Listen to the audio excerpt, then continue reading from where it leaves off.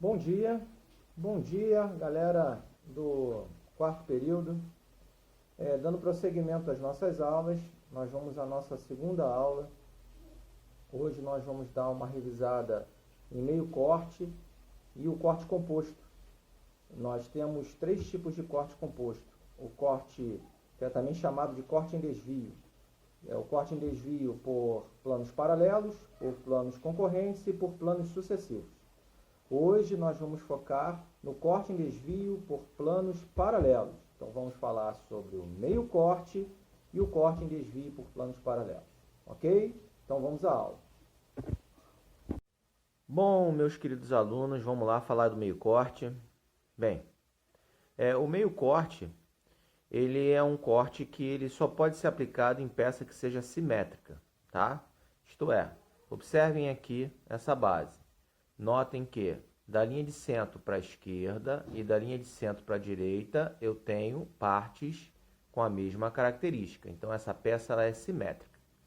E o que nos facilita o meio corte? O legal do meio corte é que numa única visualização, frontal ou superior ou lateral, a gente consegue ver metade da vista interna e sua outra metade externa.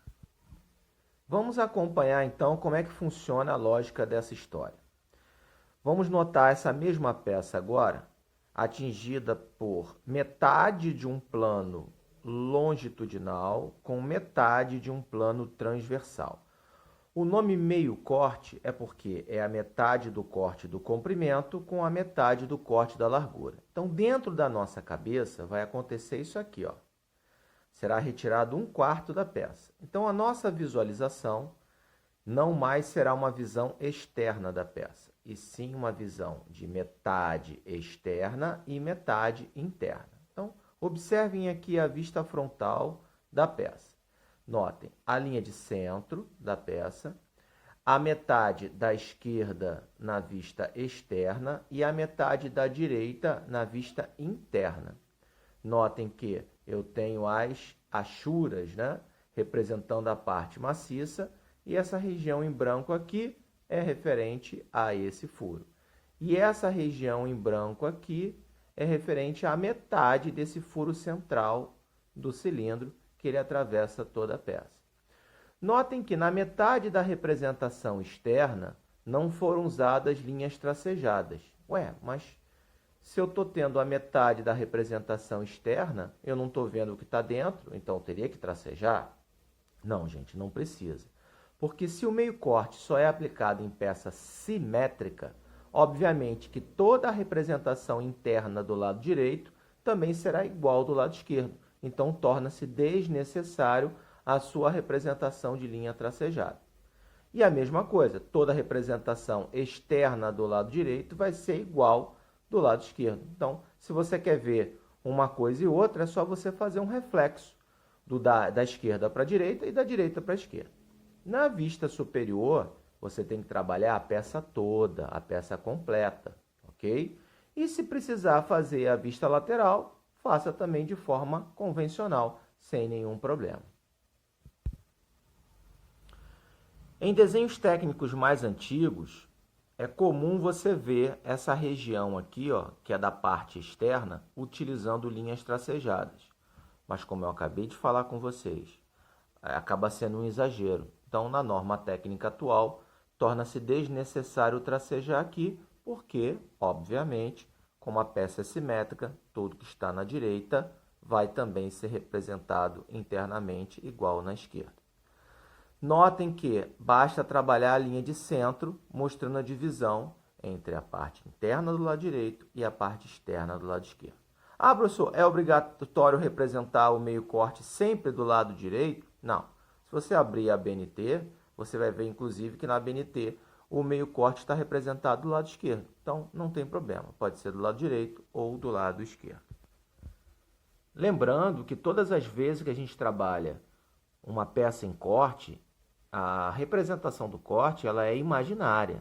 Ninguém vai chegar na empresa e vai tirar lá um pedaço da peça para mostrar a peça internamente. Tá? A visão do corte ela é o que está dentro da sua cabeça, é a imaginação da parte interna. Então, a gente imagina e representa.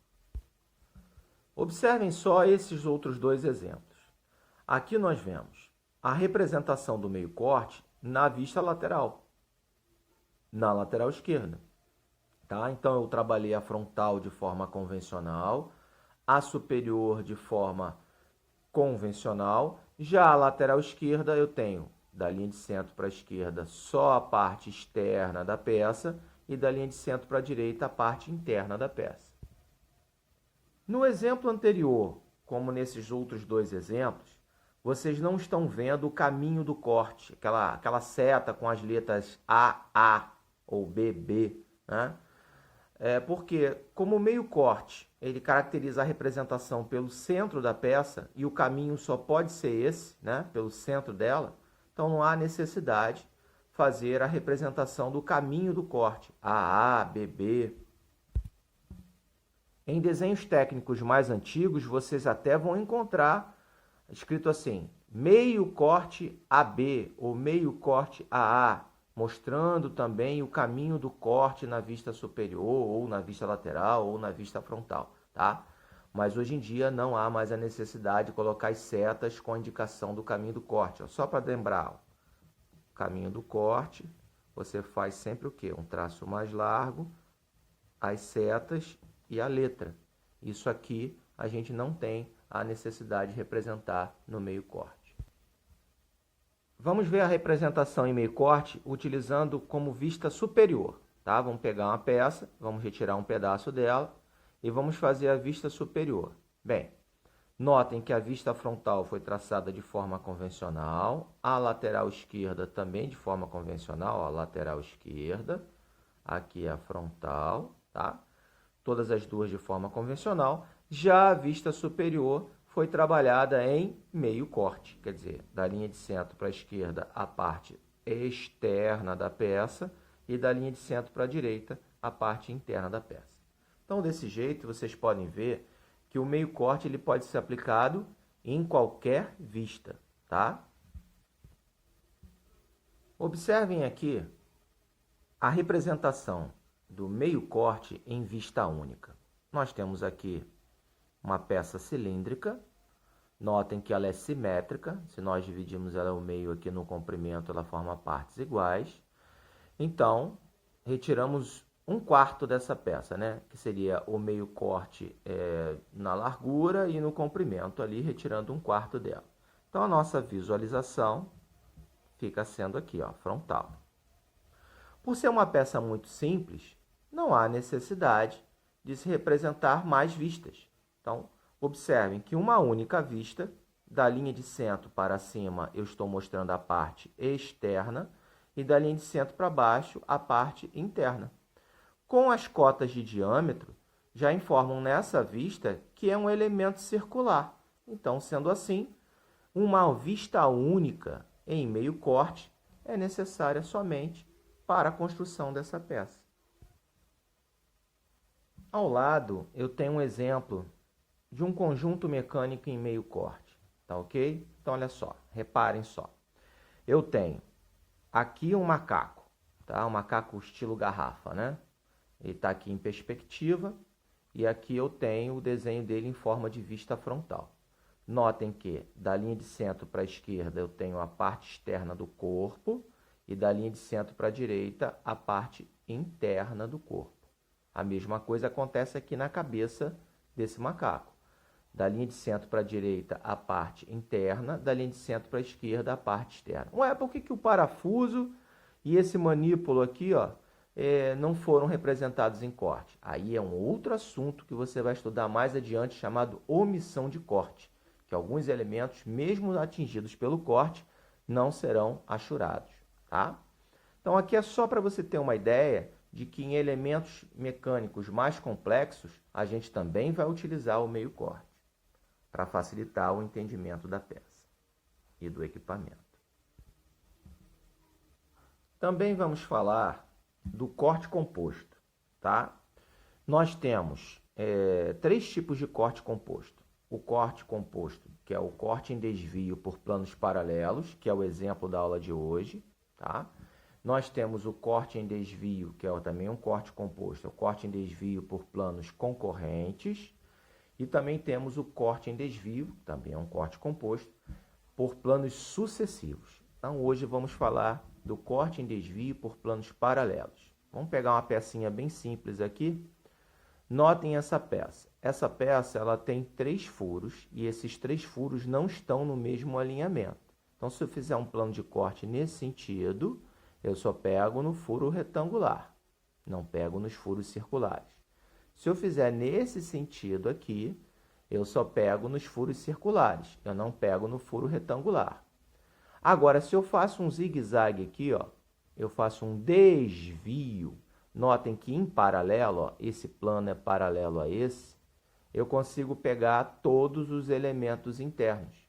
Então, a minha vista do corte passa a ser essa aqui, ó, a visão interna da peça. Eu consigo ver esse furo e esse furo. Então, eu retiro essa parte, pego essa parte, retiro e passo a fazer a observação interna aqui. Lembrando que é uma observação dentro da sua cabeça, é mental. Ninguém vai cortar peça nenhuma na empresa. E a vista? Olha só como é que fica a vista. Eu consigo ver os 3 furos como se eles estivessem no mesmo alinhamento. A área achurada, que é a parte maciça, e a área em branco, que é a parte dos furos. Ué, professor, como é que eu vou saber a posição de cada furo? É bem simples, olhando a vista superior, tá?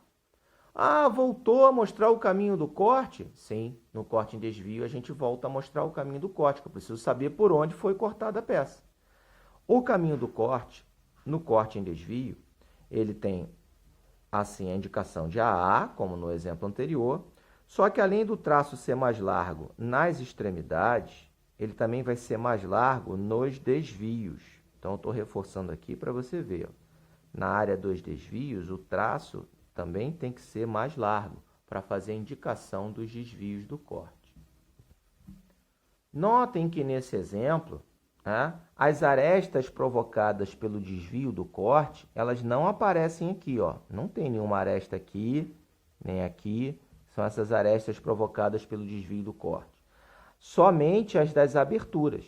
Porque como o corte ele é mental, na realidade não existem arestas aqui provocadas por esse desvio. Só as das aberturas realmente. Vamos ver mais um exemplo? Vamos lá. Aqui nós temos uma peça que os 3 furos estão em alinhamentos diferentes, tá? Então, o desvio tem 3 planos diferentes. Então, vamos lá. Ó. 1, 2, 3.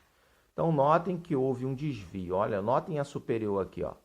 Nós passamos o plano de corte por esse furo com rebaixo, tá? Subimos, passamos pelo furo circular, depois passamos aqui pelo rasgo. Notem que tanto na vista frontal aqui, ó, esse furo com rebaixo. Desculpa, continuando. Notem aqui que tanto esse furo com rebaixo aqui, ó, quanto esse furo, quanto esse rasgo, tá? Eles aparecem em branco. Quer dizer, só a área maciça foi achurada. Então, aqui é mais um exemplo para que vocês notem as possibilidades do corte em desvio. Bem, na próxima aula, nós vamos falar de mais outros 2 tipos de corte em desvio, que é o corte em desvio por planos concorrentes e por planos sucessivos. Por hoje é só, tá? Até a próxima.